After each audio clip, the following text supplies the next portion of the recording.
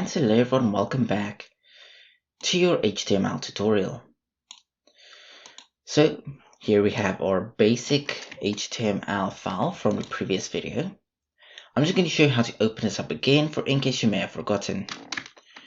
First, you can open up your file manager to the location you have stored it in. So I'm just going to resize it so we can all see.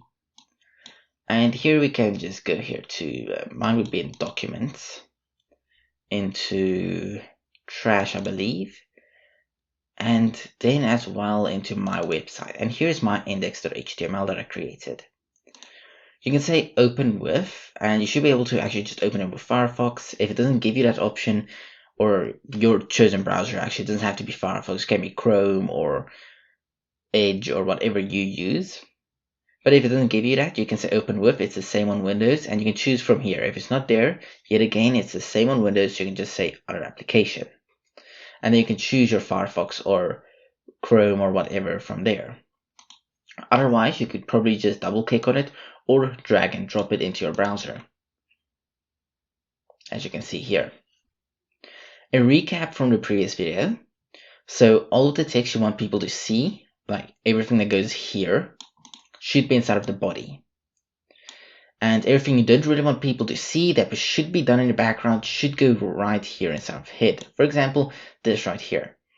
Whilst people see this, it's actually just a tab name. So people shouldn't actually see this. I know someone who the other day actually tried to put in header tag in here, which is just an h1 tag. And they tried to go hello world. They couldn't understand why some of the things they tried to do didn't work, because later on we're getting into creating a local link and things like that.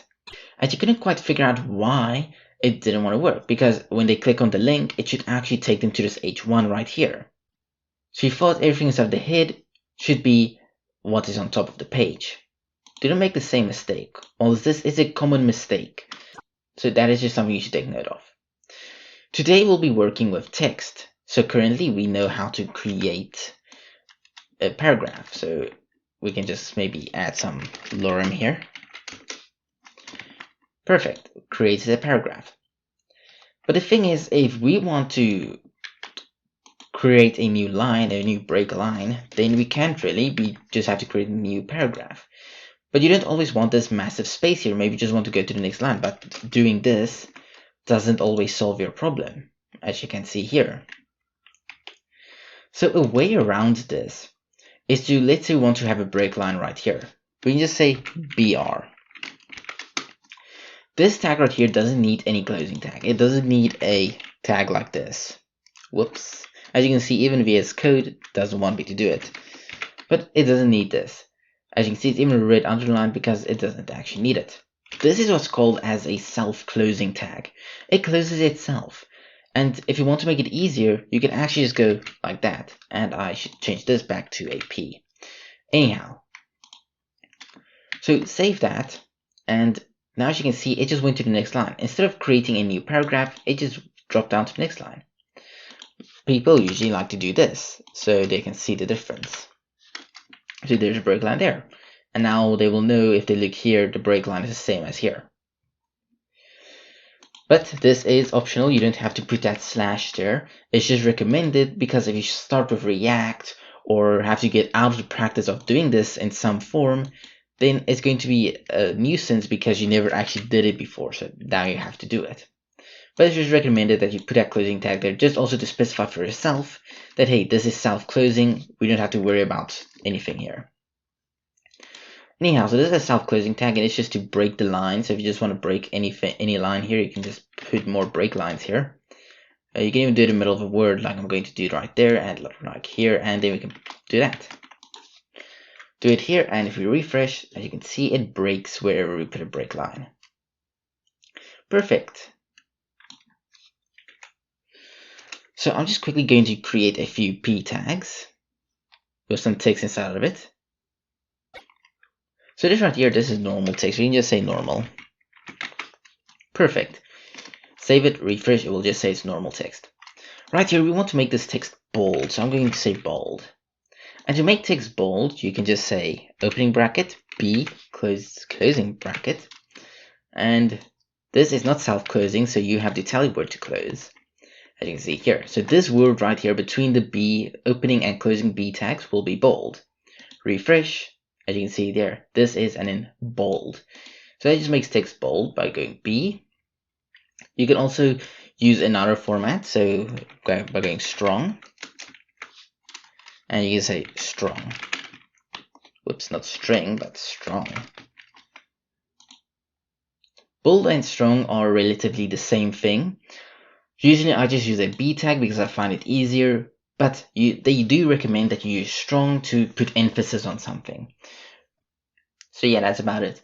I just like to use B because it's a lot less to type. But you can use strong if you want to.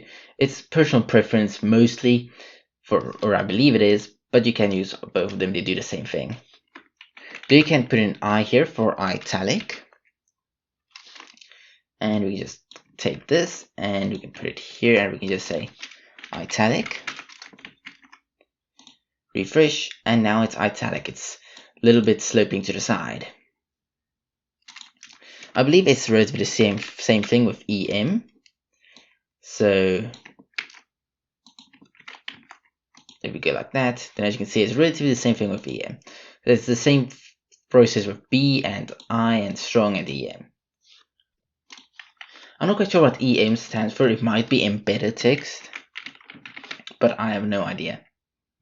So you can also put deleted text, which is just strike through by going del and just deleted. Save that, refresh, and now we have deleted text. So it's just a strike through text. It doesn't just have to be one word. Before I forget, this can be multiple words as well. So actually put a strike through this entire paragraph, because why not? Whoops, that's my mistake there. Save it, refresh, and now the whole paragraph has been deleted. Take note that you shouldn't be doing something like this, for example, putting just an I here and not putting a paragraph there.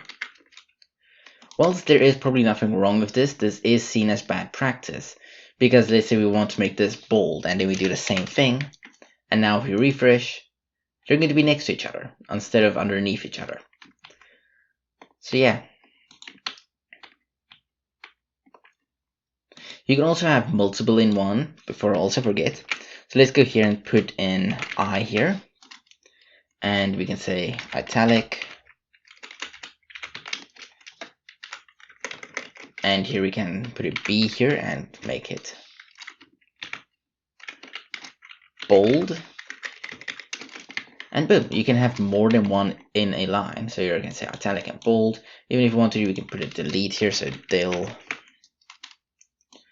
whoops, go away, and we go here, boom, as you can see there. So you can have multiple in one line. You're not restricted to having just one or just two. It's up to you. You can also nest them. So let's say we want to delete everything until the end of bold. So now this is nested. So if I just maybe resize this a bit, then here we can see a bit better. So it's just a P tag, and then the deleted is around the italic and bold elements until the end. And if we refresh this, as you can see there, it is striking through even the italic and the bold. So you can put them inside of each other if you wanted to. So if I want to make this bold as well, it is possible. You don't have really a limit how much you want to put things inside of other things. So refresh this, and now you have bold and italic while strike through at the same time. Cool, so that is one way you can do things. Let's just keep that there, just as an example, so you will always know. Then you can also have big and small text. So here I'm going to say big, and here we can say big, or we can just probably stay the same. And here we can say small, and you can say small. Save that, refresh, and now we get big and small text.